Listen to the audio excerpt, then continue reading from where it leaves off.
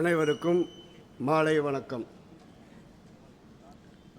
வக்பு சட்டம் சம்பந்தமாக இங்கே நடைபெறுகின்ற கண்டன கூட்டத்திற்கு தலைமையேற்றிருக்கும் மரியாதைக்குரிய அப்துல்லா அன்வாரி அவர்களே, நமது தெற்கு சட்டமன்ற உறுப்பினர் மரியாதைக்குரிய அண்ணன் செல்வராஜ் அவர்களே, திருப்பூர் பாராளுமன்ற உறுப்பினர் மரியாதைக்குரிய அண்ணன் சுப்பராயன் அவர்களே, நமது மரியாதைக்குரிய மேயர் அவர்களே, மௌலானா மௌலவி முகமது யஹ்யா அவர்களே மற்றும் ஏனைய அனைத்து கட்சிகளுடைய பொறுப்பாளர்களே, இங்கே வக்பு மசோதா என்ற காரணத்தால் தற்போது தமிழகம் முழுவதும் ஜமாத்துல் உலமா ஒரு கண்டன பொதுக்கூட்டத்தை நடத்த வேண்டும் என்று சொல்லி ஆரம்பிக்கப்பட்டுள்ளது. எப்படி 1857 சிப்பாய் கழகத்தை ஆரம்பிக்க வேண்டும் என்று அன்றைக்கு ஜமாத்துல் உலமா சொன்னதோ, இன்றைக்கு 170 ஆண்டுகளுக்கு பிறகு ஜமாத்துல் உலமா மீண்டும் இந்த போருக்கு தயாராகிறது என்று நீங்கள் நினைவு கொள்ள வேண்டும். இன்றைக்கு தமிழ்நாடு முழுவதும் 25 லட்சம் இஸ்லாமியர்கள் தெருவிலே இறங்கி வக்பு போராட்டத்துக்காக நாம் போராடி வருகிறோம். ஒன்று, ஷைத்தான் சில நேரங்களில் செய்யக்கூடிய வேலைகளில் நன்மையும் நடக்கும் என்றால், இந்த தேச விடுதலைக்காக போராடுவதற்காக முதல் குரல் கொடுத்தவர்கள் நமது உலமாக்கள். நமது உலமாக்கள் குரல் கொடுத்த காரணத்தினால்தான் 90 ஆண்டு காலம் இந்த தேச விடுதலைக்காக பாடுபட்டு 65,000 இஸ்லாமியர்கள் உயிர் தியாகம் செய்து இந்த தேச விடுதலை நாம் பெற்று தந்தோம் என்பதை நினைவில் கொள்ள வேண்டும். டெல்லியிலே பதிக்கப்பட்டுள்ள கல்வெட்டிலே முதல் இடத்தில் இருக்கக்கூடிய 65,000 இஸ்லாமியர்கள் லைனாக ஒவ்வொன்றாக வரும். ஆனால் ஒரே ஒருத்தன் மட்டும் ஒரு பூஜ்ஜியம் கூடி கிடையாது. அவன்தான் RSS வாரி, இந்துத்துவவாதி. இந்த தேச விடுதலை வேண்டாம் என்று சொன்னவன், இந்த தேச விடுதலைக்காக போரிடுவதற்கு துணை நிற்காதவன், ஆங்கிலேய அடிமைக்கு அடிவணிந்து சுவை நக்கி 6 முறை மன்னிப்பு கடிதம் கொடுத்த சாவர்கர் இன்றைக்கு பாராளுமன்றத்திலே படம் வைக்கப்பட்டிருக்கிறது என்றால் நாம் எங்கே சென்று கொண்டிருக்கிறோம் என்பதை நீங்கள் முதலில் நினைவு கொள்ள வேண்டும். கொஞ்ச நேரத்துக்கு முன்னாடி பார்த்தோம்னா ஒரு பெரிய காத்துன்னு சொன்ன ஒரு அபரிமிதமான காத்து மழை வர்ற மாதிரி எனக்கு ரொம்ப மனசு சங்கடம். ஏன்னா இந்த கூட்டத்தை முதல் முழுமையாக ஜமாத்துல் உலமாவுடைய முழு உழைப்போடு இந்த கூட்டம் இங்கே நடைபெறுகிறது. யாருடைய துணையும் கிடையாது. நாங்கள் ஜமாத்துல் உலமாவை கேட்டோம், உங்களுக்கு ஏதாச்சும் பணி செய்யணும், உங்களுக்கு வாலண்டியர்ஸ் வேணும், ஏதாச்சும் சொல்லுங்கன்னு சொன்னோம். எங்கள் நபர்கள் உலமாக்கள் அத்தனை நபர்களும் இன்றைக்கு பலம் பொருந்தி நாங்கள் இதற்காக பாடுபடுவோம் என்று அவர்கள் வந்து வீதியிலே இறங்கி இருக்கிறார்கள் என்பதை நீங்கள் நினைவில் கொள்ள வேண்டும். இந்த சட்டம் கொண்டு வர்றதுக்கு முன்னாடி ஒரு விஷயம், அதாவது 173 ஆண்டுகளுக்கு முன்பு லண்டன் பிரவிஜி, லண்டனில் இருக்கிற கவுன்சிலர் வக்பு சொத்துக்களை அரசுடைமை ஆக்க வேண்டும் என்று வெள்ளைக்காரன் ஆங்கிலேயன் ஒரு சட்டத்தை கொண்டு வந்தான். 173 ஆண்டுகளுக்கு பிறகு 2023 டிசம்பர் 8 நாடாளுமன்றத்தில் பிஜேபியினுடைய ஒரு MP தனிநபர் மசோதாவை கொண்டு வந்து வக்பு சொத்துக்களை அரசுடைமை ஆக்க வேண்டும் என்று சொன்னான். 23க்கு பிறகு மீண்டும் ஆட்சிகள் மாறுகிறது, பிஜேபியுடைய ஆட்சி வருது. நீங்க ஒரு விஷயம் நம்ம தெரிஞ்சுக்கணும், இந்த தேசம் விடுதலை பெற்று இன்றைக்கு 75 ஆண்டுகள் வரை ஆகிவிட்டது. இந்த 75 ஆண்டுகளிலே பிஜேபியுடைய ஆட்சி என்பது ஒரு 13 மாதம், ஒரு 4.5 வருஷம், ஒரு இப்போ 11 வருஷம். இதுதான். இடையில ஜனதாதளங்கிற கட்சிகள் வந்து ஒரு 5 ஆண்டு காலம். காங்கிரசனுடைய ஆட்சி என்பது 52 ஆண்டுகள் இந்த தேசத்திலே ஆட்சி செய்திருக்கிறது. நிம்மதியான ஆட்சி. இந்த நாடு வல்லரசை நோக்கி சென்று கொண்டிருந்தது. தற்போது பார்த்தீர்கள் என்றால் பிஜேபியுடைய ஆட்சியிலே 1000 ஆண்டுகள் பின்தங்கி காலங்கள் மாறி போய் கொண்டிருக்கிறது. அண்மையில் பார்த்துருப்போம் ஒரு விசேஷம் வடநாடுகளில். அதாவது இந்த கலர்களை யார் மேலே வேணாலும் அடிச்சுக்கலாங்கிற ஒரு விசேஷம். அதுக்கு அந்த யூபியுடைய முதல்வர் சொல்கிறாரு, 53 வருடத்துக்கு 53 வாரங்கள் நீங்கள் ஜிம்மா தொழுகை செல்கிறீர்கள், ஏன் இந்த வாரம் நீங்கள் ஜிம்மா தொழுகை செல்லக்கூடாது என்று.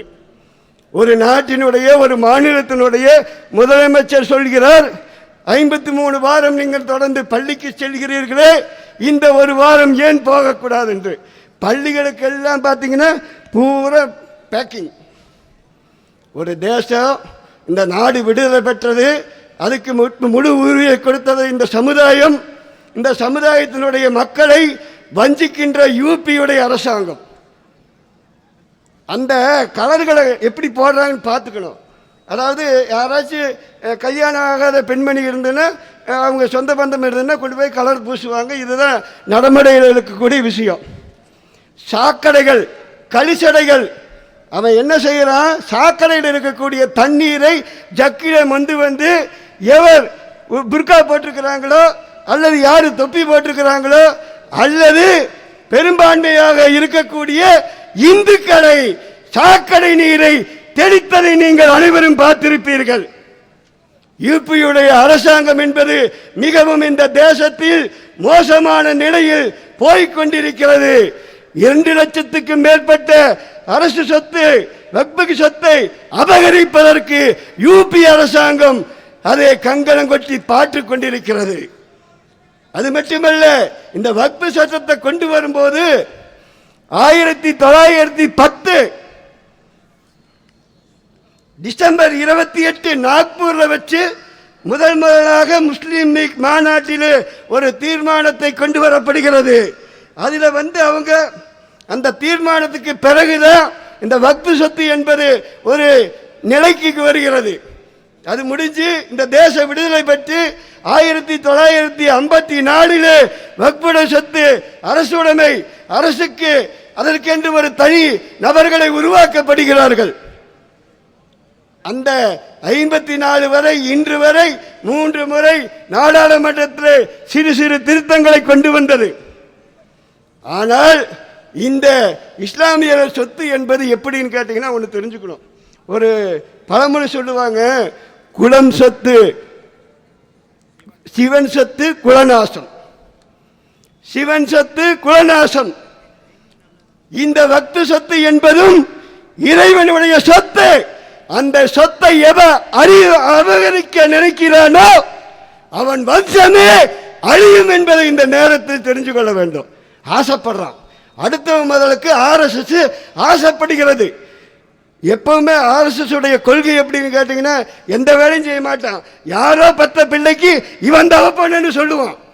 இந்த தேச விடுதலைக்காக பாடுபட்டவர்களை விட்டுவிட்டு இன்றைக்கு நாங்கள் தான் என்று சொல்கிறார்கள் என்றால் நாடு இங்கே செல்கிறது என்பதை நீங்கள் நினைவில் கொள்ளுங்கள்.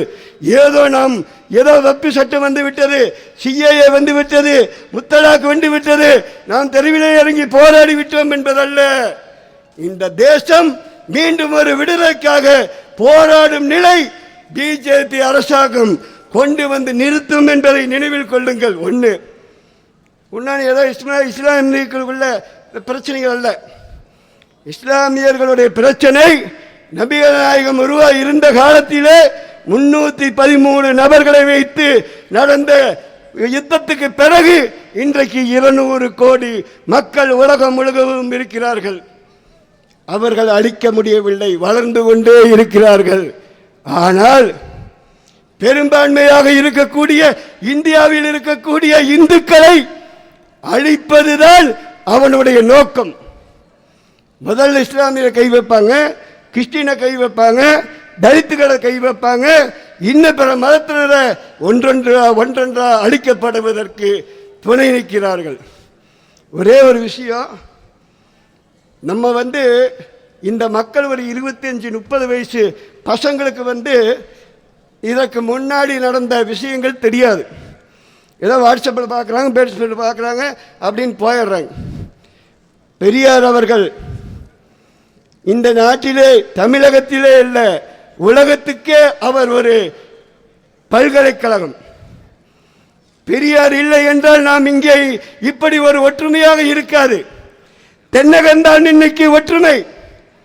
தென்னகத்தில் தான் வந்து அனைவரும், அனைத்து மதத்தினரும் ஒற்றுமையாக வாழ்ந்து வருகிறோம். வடக்கே அப்படி இல்லை, என சொல்லிக் கொடுப்பதற்கு ஆள் இல்லை. இங்கே நமக்கு ஒரு பெரியார் இருந்ததை போல வடக்கே சொல்லிக் கொடுப்பதற்கு ஆட்கள் இல்லை. நீங்கள் ஷாபான் வழக்கு வந்துச்சு. ஷாபான் வழக்கில் வந்து அன்னைக்கு காங்கிரசினுடைய பிரதமர் அவர்கள் அதுவும் பெருமையாக 405 பாராளுமன்ற உறுப்பினர்களை கொண்ட காலத்தில் இந்திய யூனியன் முஸ்லீம் லீக்கினுடைய 2 நபர் இப்ராஹிம் சுலைமான் சேட் பனாத்வாலா, 2 நபர் தனிநபர் மசோதாவை கொண்டு வந்து 36 மணி நேரம் பாராளுமன்றத்திலே வாதாடி இறுதியாக அன்றைய பிரதமர் அவர்கள் ராஜீவ் காந்தி அவர்கள் சொன்ன ஒரே ஒரு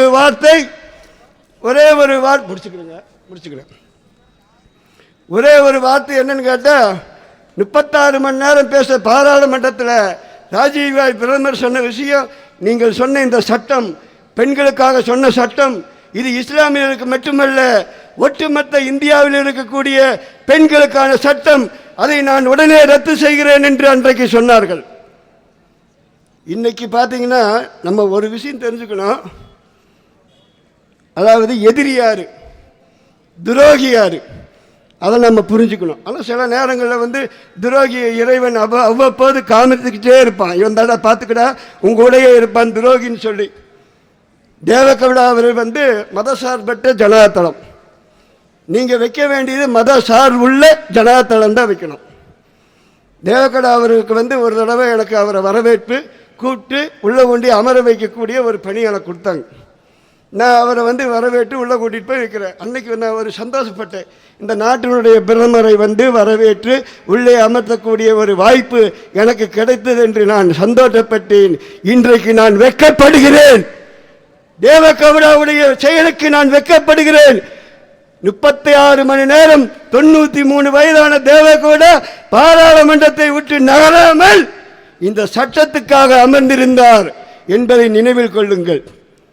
இது மட்டுமில்ல, அதாவது ஜெயலலிதா அம்மையார் வந்து என்னுடைய தம்பி திருமணத்துக்கு டான்ஸ் ஆட வந்தாங்க ஜெயலலிதா அப்படின்னு சொல்லி ஐயா மூப்பனார் அவர்கள் வந்து ஜெயலலிதா அம்மையாரோட கூட்டணி வைக்காமல் தமாகன்னு உருவாக்குனாங்க, தமிழ் மாநில காங்கிரஸ்னு உருவாக்குனாங்க. ஆனால் அவருடைய புதல்வர் இன்றைக்கு அதிமுகவுடைய எம்பி பதவியை பறித்து அதை கொண்டு இன்றைக்கு இஸ்லாமியருக்கு எதிராக வாக்களித்திருக்கிறார் வாசன்.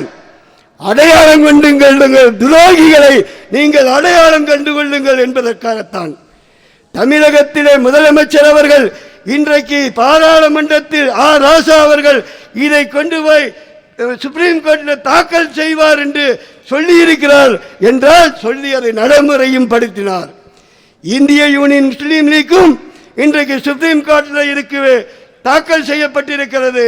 நம்மளுடைய இறுதியான ஒன்றா போராட்டம் இல்லைன்னு சொன்ன கோர்ட்டை நம்புறோம். ஆனால் ஒன்று, உண்மையிலேயே இந்த தேசத்துடைய கோர்ட்டு எப்படி இருந்தாலும் இந்த சட்ட விஷயத்தில் நமக்கு சாதகமாக வர வேண்டும் என்றால் நீங்கள் வீதியிலே இறங்கி போராடவில்லை என்றால் வரே வரும். இப்படி எல்லாமே, அதாவது மத்தியில் வந்து 22 உறுப்பினர்களை போட வேண்டும், மாநிலத்தில் வந்து 11 உறுப்பினர்களை போட வேணும். இதுதான் வந்து நாம்ஸ். அதில் வந்து 8 நபர்கள் முஸ்லீம்கள், மற்றவர்களை மாற்று மதத்தை சேர்ந்தவர்கள். இங்கே வந்து 11 நபரில் 2 நபர் முஸ்லீமு, 9 நபர் மாற்று மதத்தை சேர்ந்தவர். நீங்கள் நான் கேட்குறேன், தமிழகத்தில் வக்ஃபு போர்டு சேர்மனு எச் ராஜாவுக்கு கொடுத்தா நீங்கள் ஏற்றுக்கிடுவீங்களா? நாளைக்கு எச் ராஜா தான்ப்பா வக்ஃபு போர்டுக்கு சேர்மன். புரிஞ்சுக்குங்க. இதையெல்லாம் புரிஞ்சு எதிர்காலத்தில் இந்த தேச விடுதலைக்காக நாம் எப்படி முன்னோர் பாடுபட்டார்களோ இன்னைக்கு உலமாக்கள் இதை பாடுபட்டு வருகிறார்கள். அதுக்கு முழு மனதோடு இந்திய யூனியன் முஸ்லீம் லீக் முழு ஒத்துழைப்பு கொடுத்து வருகிறது என்று கூறி விடைபெறுகிறேன். நன்றி, வணக்கம்.